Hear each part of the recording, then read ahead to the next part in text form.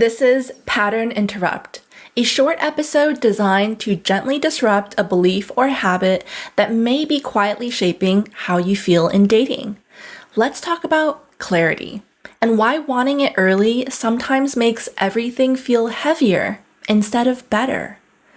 You know that moment when you start seeing someone and it feels promising. Nothing is wrong, nothing is dramatic, and nothing is defined either. And you can feel the question sitting in your chest. So, what is this? You think asking will calm you down, and you imagine feeling relieved afterward. But instead, you walk away replaying the conversation.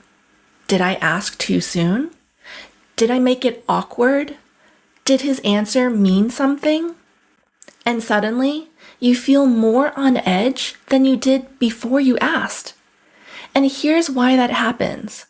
Early on, most people are still forming their feelings. They might like you, they might enjoy the connection, but they don't yet have enough experience with the relationship to explain it clearly. So when you ask a big question before there's enough information, you don't get reassurance. You instead get ambiguity. And your nervous system does not like ambiguity.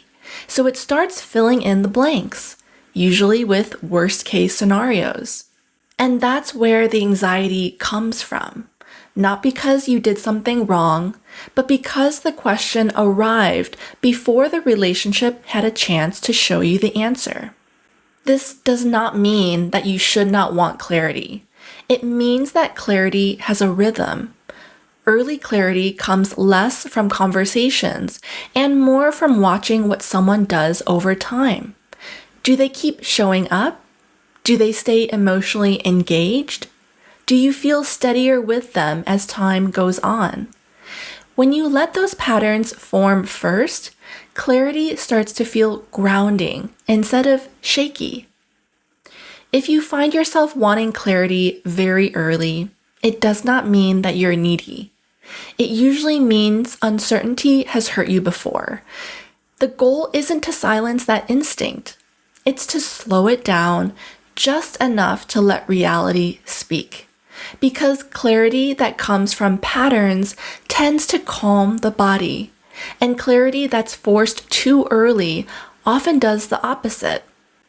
For those of you who want to go a little deeper, quietly, I recorded a private continuation where I talk about what I'd say if you were my client, the part we don't usually talk about publicly, and how to emotionally hold this week. That lives inside the members-only podcast feed. You can learn more in the show notes. This episode is complete as it is. Stay steady, and I'll see you next time.